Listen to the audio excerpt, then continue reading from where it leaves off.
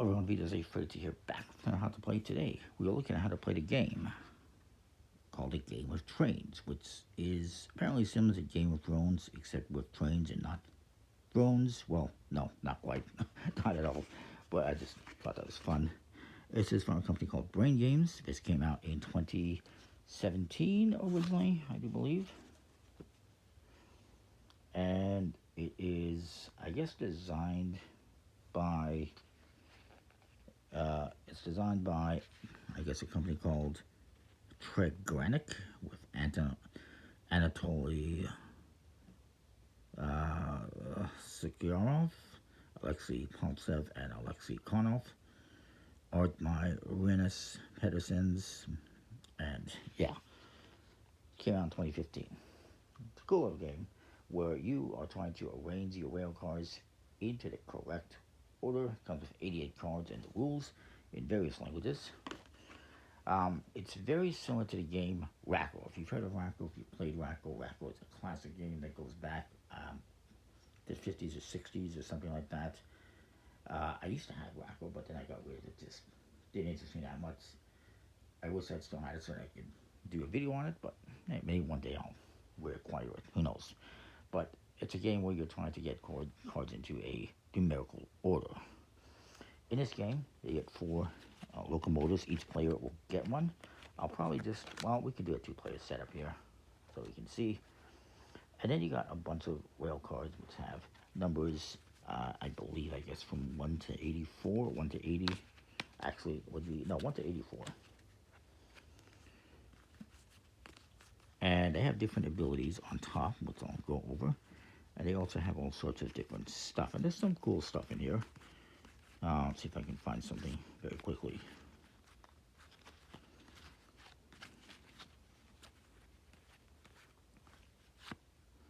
For instance, I'm sure this plane was from a movie of some sort. This cool car. You got a UFO. There was some cool stuff actually. Trying to find neat little things that they did that we didn't have to do.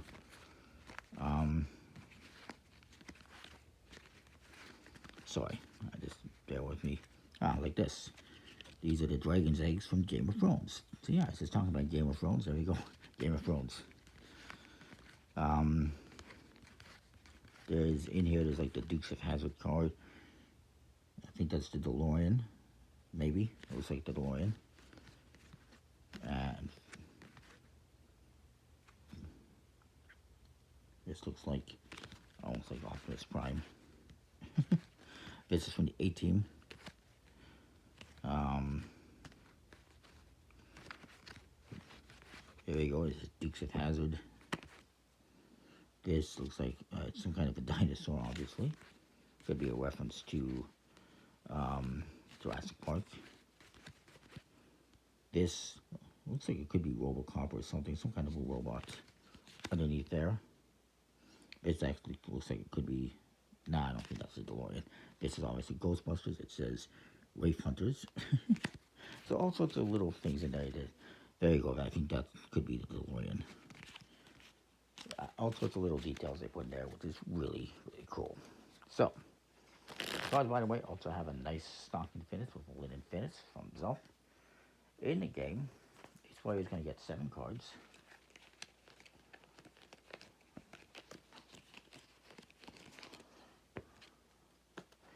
And you're going to arrange them in front of your train here, or behind your train, I guess, technically, in a descending numerical order from left to right. So let's just say I got 67, I got 56, I got 50, I got 44, I got 30, 9, and 4. 7 cards, and in this game what you need to do is rearrange these so they go from a descending order to an ascending order. So to win the game, I'd have to go 4, 9, 30, 44, 50, 56, and 67. So 44 could stay right in the middle. I'm happy with that. Then, and this person's going to do the same thing. Let's see what they got here. They got 84. Wow, they got the 84.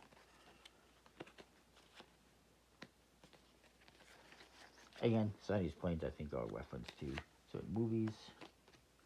So each do the same thing. Then the first player is going to get 1 card. The second player is going to get 2.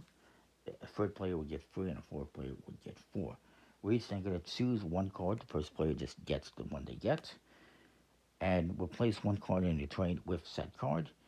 And then you put that card here in the middle. Any extra cards you have, if you do 3 players and 4 players and you have extra cards, you just discard them face down next to the draw pile. But let's see what I got here.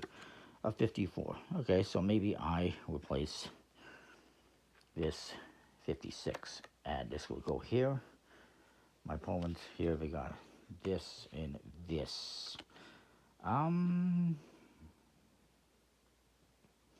Maybe they replace this 45 to 17. Or actually, no. Let's just say they replace the 8 with the 17. Just put it there. And then this card that they have extra, just goes face down into a discard pile. This card's always face down. So then what you're going to do on your turn is you got one of 2 options. Either A, you draw a card from the top of the deck, replacing one of these and taking that card and put it into the middle. Or you can take one of these cards and use its ability. So maybe I take a card, draw it, it's a 23, okay. Or maybe I get rid of this 54. My opponent now is going to go, maybe they want to use an ability. And so I'll explain the abilities. These cards that have these directional let you move this card 2 over. So if they were to take that card from the middle of the table, they can move this card 2 over and just swap it, I guess. Or actually, it would be like this. We'll move them over like this. And it's either 2 cards to the right or 2 cards to the left. Let me put these back in order. Now, if this card is here, like this one here, I cannot move this over here because there's no cards, so I cannot use that one. They had the same problem as me. So you got to keep an eye on that. If a card is in a certain spot, you cannot use its ability. This one, if you were to take it, lets you swap 2 cards, as long as there's one in the middle. So I can take this and swap these 2, which would be ideal for me. And then once you use a card with stability, you would discard it. This one lets you swap 2 adjacent cards. This one is 2 cards with 1 in the middle. This is 2 cards that are next to each other. So, maybe my opponent would use that. Let's say they decide to take this card and, let's say they decide to use that adjacent power if it was in the middle of the table. You know what? They're just going to take their turn. Let's say that one was there.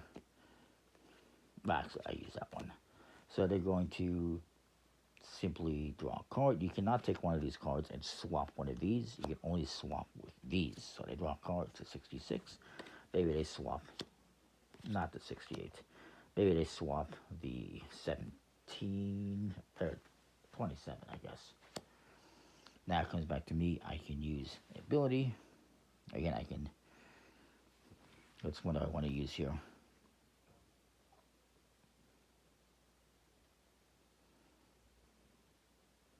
I don't really want to use any of these abilities. Well, I can use one of these. So, this ability, these ones that have the X, lets you get rid of a card from the end. So this is a card that's on this end.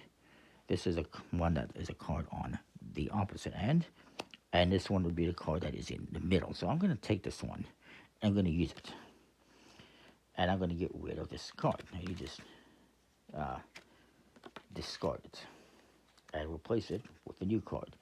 When you do this, every player has to do this. So when you play one of these X cards, everyone has to do it. So they have to discard a card, and they replace it with a new one. And it doesn't go into the middle, it just gets discarded.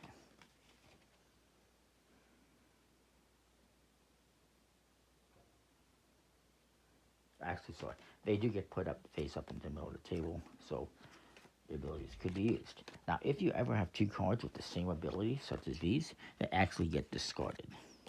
So two abilities that are the same, they get discarded. These two are not considered the same. These two are not considered the same. It have to be two lefts, two middles, like that one, two of these that go one way, or two of these that go the other way. They cannot be like that. Hopefully that makes sense. And so you keep doing this, going back and forth, using abilities, swapping cards, removing cards. There's one more that I want to show you, which is the protection. Well, look, if you take this one, you can put this under one of the cards, either the middle, the end one, or the left one. And what that does is later on, if one of these comes out, I don't have to discard this.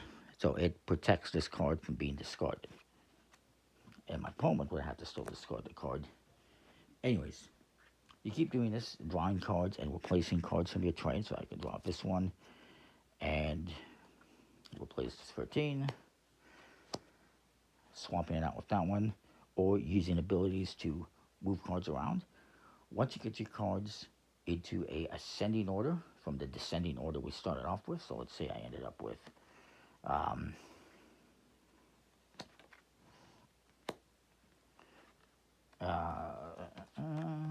let's say I ended up with something like this. We have an ascending order. I win the game. So that's how you win the game. You want to get your cards from a descending order that you start off with, like this guy has here, from a descending order into an ascending order. It's just like Racco, except with trains. It's Racco with trains, game of trains. It's nice. It's good quality cards. Nice, fun artwork. I like all the hidden details they have in there. And, like, you know, different cards representing different things, like the A-Team, for instance. If you've never seen the A-Team, it's a fun show from the 80s. And, yeah, it's pretty cool, pretty simple. Comment, like, subscribe. It is Game of Trains. Nothing like Game of Thrones, actually, except for the free eggs. And we'll see you next time. Thanks for watching. Comment, like, subscribe.